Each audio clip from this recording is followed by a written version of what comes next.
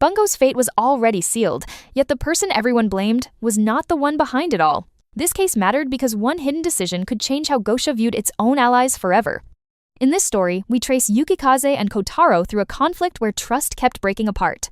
Welcome back to the channel where we question game lore. Hit like, comment, and subscribe today. The story jumps back to 2084, when Yukikaze faced a future version of herself from a dark timeline. That older Yukikaze showed feelings for Kotaro, while her younger self kept acting differently. And yeah, I know many fans see this romance one way, but the details are messier than that. The strange part is her future self pushed her to speak honestly before time ran out. Yukikaze started as someone unaware of the Fuma clan problems around her own circle. The Fuma revolt had left scars inside the clan, creating choices nobody could ignore. Bungo had been a former Fuma member who joined the other side after the revolt began. Later, he left his work for G and tried to visit his daughter's grave in Gosha. But during that plan, Bungo was attacked by an unknown party and rumors spread fast. Kotaro suspected Makishima Ayame after talks involving the Internal Affairs Bureau and Funako. Yukikaze followed Kotaro toward Senzaki City, still learning the deeper clan conflict. They met Kanzaki Jubei, a rogue Taimanin who still respected Kotaro despite the past. Jubei gave information about Shinganji Kurenai and the location of the hidden clan base.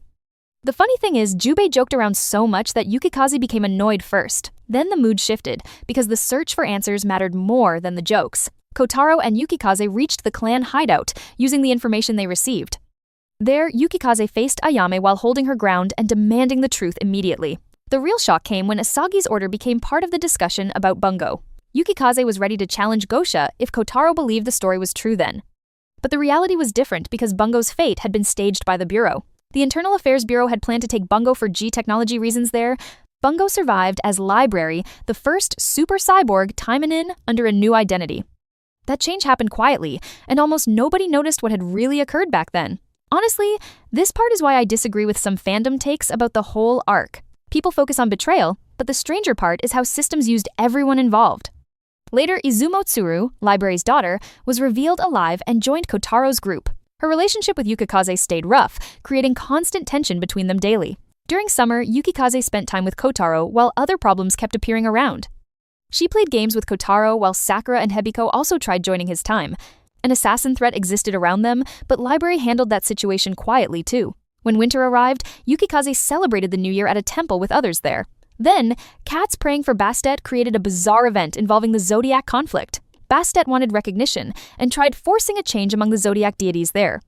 Kotaro solved the problem by giving the cat deity one of Yukikaze's snacks away. The offering worked quickly, and the strange situation ended without further chaos afterward. The only casualty of that moment was Yukikaze's snack disappearing unexpectedly too. Her frustration returned because Kotaro had given away her food without asking first. In June that year, another strange event began inside Yukikaze's mansion suddenly. A magical wedding dress appeared there, and nobody around wanted to touch it at all. Clear Roble and Yatagarasu Child avoided it, but Yukikaze approached anyway herself. The dress forced itself onto her, and she searched for Kotaro afterward quickly. She remembered Kotaro had once met Juno and Ange during another wedding event too. At Gosha Academy, she spoke with Hebiko while looking for Kotaro there. Then students began proposing to Yukikaze after the dress changed the situation completely. She ran away and found Kotaro surrounded by women affected by jealousy nearby. Yukikaze and Kotaro touched hands. Then they were moved somewhere else suddenly. They arrived at Juno's prison site and found Minasaki working there as guard. Dr. Cyclops had hired Minasaki while trying to create a new marriage goddess. The magic plan connected Yukikaze, Kotaro, and Ange through a ritual there. Normal attacks failed against Cyclops' barrier during the confrontation at that place.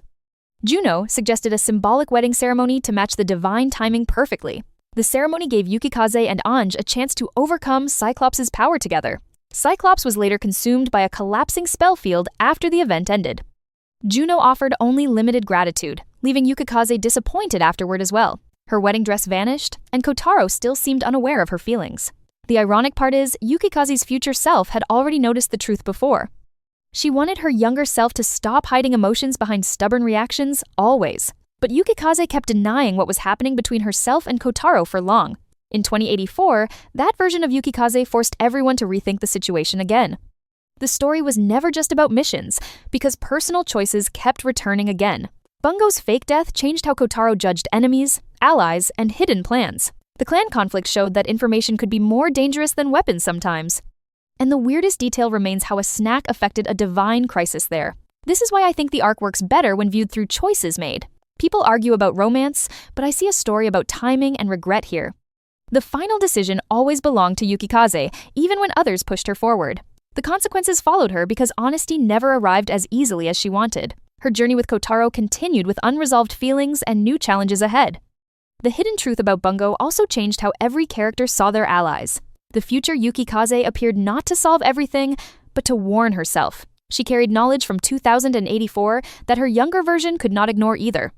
The biggest pressure was not the battle itself, but choosing honesty soon enough. That choice stayed hanging because Yukikaze still had to face Kotaro directly. The conflict around Gosha proved that loyalty could shift without warning signs appearing. Fans often miss how Library's survival changed the entire direction of events too.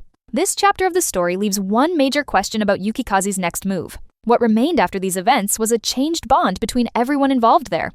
The world around them moved forward, but those choices still shaped their future. I think Yukikaze is interesting because she feels human, confused, and stubborn. Honestly, her struggle is not about being perfect, but about finally admitting things. Maybe that is why this story stays memorable even after all the chaos shown. My view is that Yukikaze's choices mattered because feelings and duty collided often. This story proves that hidden decisions can reshape people long after events end. The future version of Yukikaze leaves one thought about acting before regret arrives.